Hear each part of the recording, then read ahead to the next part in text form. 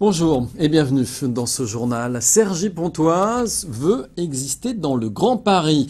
Élus de droite et de gauche ont défendu main dans la main les atouts de l'agglomération devant le préfet de la région Île-de-France en visite sur le territoire. Une première, voici plus de 15 ans que Cergy Pontoise n'avait pas reçu un préfet de région. C'est un sujet signé Christophe Aubry. Quelle place pour Cergy Pontoise dans le Grand Paris? Pour convaincre le préfet de région de parier sur l'agglomération, les élus lui ont vanté ses mérites du haut de la tour EDF.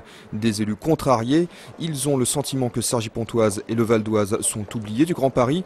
Pour preuve, ces autoroutes toujours pas bouclées. Il faut absolument terminer la francilienne, ça c'est acquis. Il faudrait que la 15 puisse aller jusqu'au périphérique. C'est quand même le seul grand autoroute de la région parisienne qui ne va pas jusqu'à Paris. Et c'est un vrai sujet.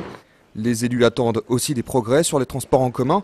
Le président de Cergy Pontoise a dressé la liste des projets qui permettront de rapprocher son agglomération des autres grands pôles économiques. On aura un bus à haute qualité de service vers Roissy. On aura les deux tangentiels raccordés à Éole, à Achères-Cormier et à Sartrouville. On aura une gare à la Défense permettant un retournement des trains et des allers-retours entre la Défense et Cergy sans être obligé de rentrer dans Paris. Le préfet de région se veut rassurant. Il a expliqué aux élus que l'État n'avait pas écarté Cergy Pontoise du Grand Paris. Au contraire, il compte sur l'agglomération pour jouer un rôle moteur, notamment sur la recherche. Cergy s'appuie sur des atouts qui ont été rappelés, mais qui n'étaient pas totalement ignorés de l'État, bien au contraire. S'appuie sur la recherche, l'innovation, l'université. Avec ses 27 000 étudiants et ses 12 établissements d'enseignement supérieur, Cergy Pontoise entend bien se positionner comme l'autre acteur avec le plateau de Saclay de la recherche en Île-de-France. L'agglomération a déjà un atout de taille, c'est le deuxième pôle universitaire de la région. Et on reste à Cergy avec le conservatoire à rayonnement régional qui fait peau neuve. Cette réorganisation a donné lieu à une meilleure fonctionnalité des locaux du théâtre et du conservatoire. L'espace d'accueil est désormais partagé par les deux entités dans le but d'offrir au public qui fréquente les deux établissements des conditions d'accueil plus favorables. Je vous propose d'écouter tout de suite André-Claude Breyer qui est la directrice du conservatoire. Elle est au micro de Christophe Aubry.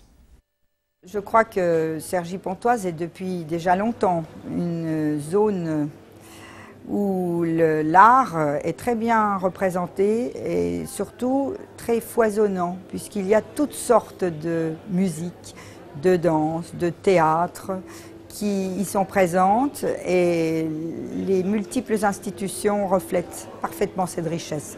Alors le fait effectivement de permettre à nos deux structures qui cohabitent depuis longtemps de disposer d'un lieu d'accueil, ce qui est quand même très important, le lieu d'accueil, aussi convivial, aussi réussi, c'est une marque de plus de l'esprit de Cergy Pontoise.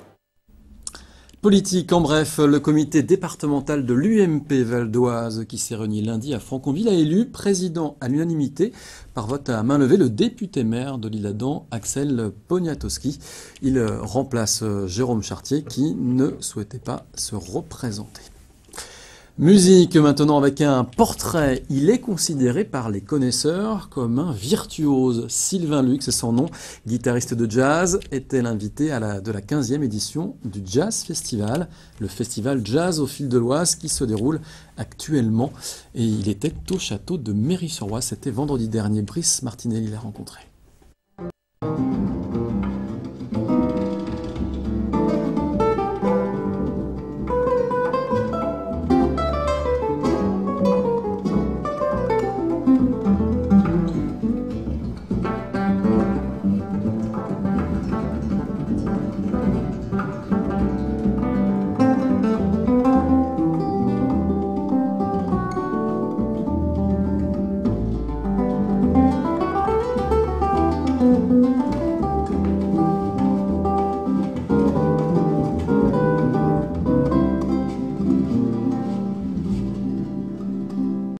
On m'a toujours dit qu'à l'âge de 5 ans, je disais je serais musicien.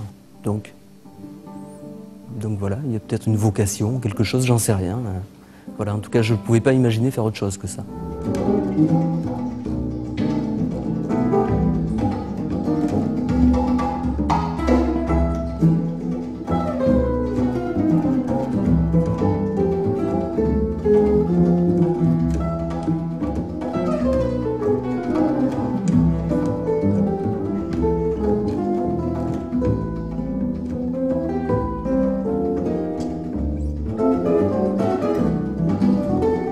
la guitare pour moi c'est un outil juste à émotion, quoi. Voilà. C'est l'instrument que je maîtrise le mieux, donc je me sers de cet instrument-là.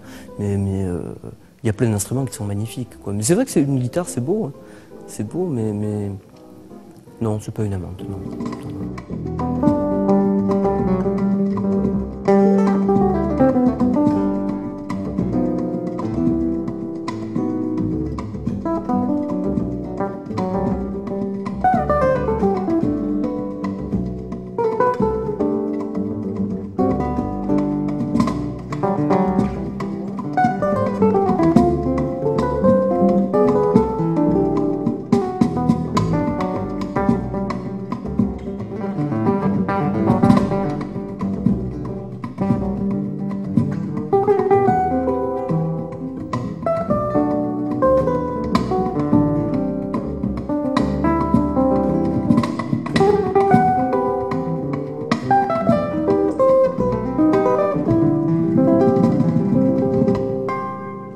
Moi j'ai toujours pour coutume de dire que je joue une impression d'un pays, par exemple.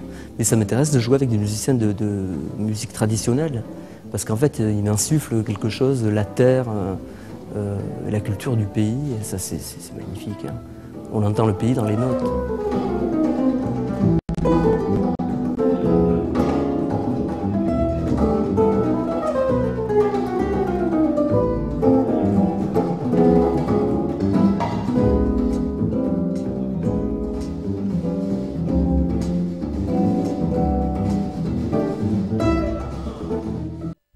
Voilà, et sachez que le festival Jazz au Fil de l'Oise se poursuit jusqu'au 5 décembre. Vous trouverez la programmation sur notre site vonews.fr.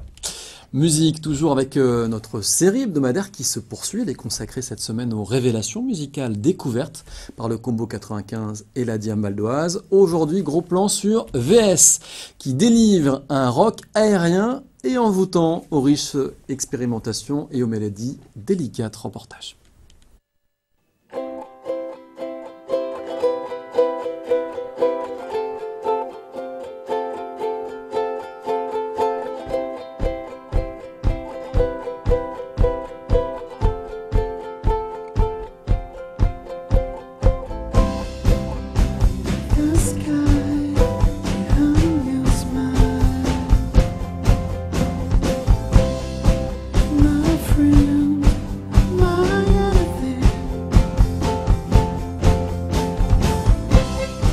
Partie en fait de l'album sur lequel on est en train de travailler, qui s'appelle Just a Sigh. Ça raconte en fait l'histoire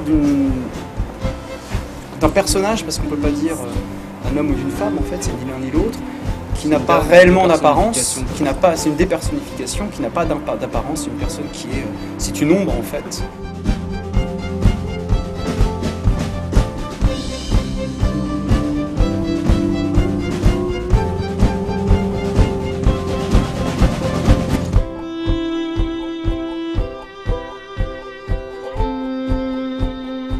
Aujourd'hui, on peut être dans la société, à la fois quelqu'un, à la fois personne, à la fois être une ombre de soi-même, et tout ça dans un univers plus ou moins, je dirais, anachronique, c'est-à-dire que c'est pas le monde réel, c'est une sorte de référence au cinéma allemand, expressionnisme, ce genre de choses, c'est-à-dire côté gris, un côté comme ça, Dark City un petit peu.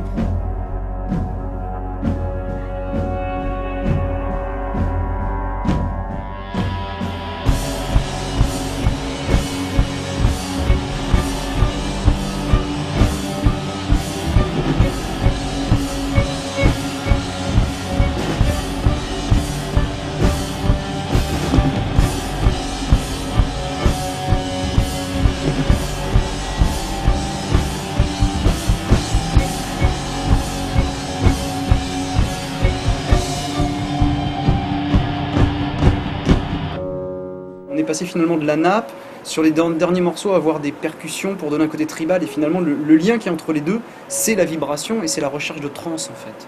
Donc c'est l'aspect vibratoire des choses. C'est intéressant en tant que spectateur de se dire je vais voir un groupe, mais je vais pas voir un style de musique quoi, qui va être catégorisé. Voilà, je vais voir du rock, je vais voir du métal, je vais voir Là, du coup, ouais, comme il y a un univers assez riche, c'est comme un film, quoi. Tu vas avoir un passage dramatique, tu vas avoir un passage violent, tu vas avoir un passage nostalgique.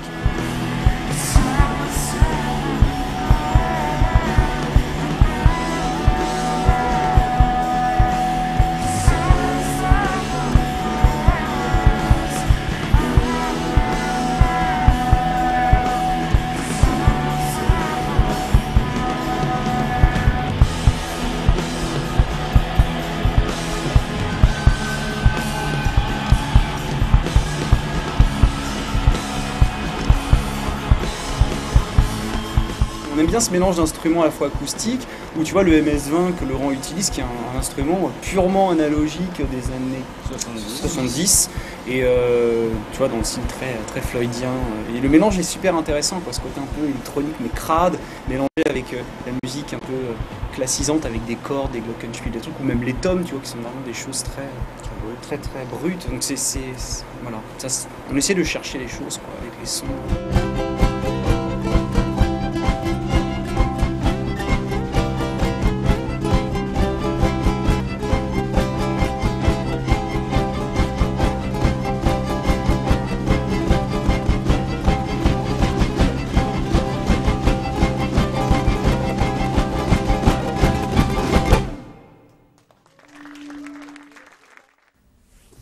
Voilà, ce journal est maintenant terminé. Merci de l'avoir suivi. L'info continue bien sûr sur vonews.fr. À demain.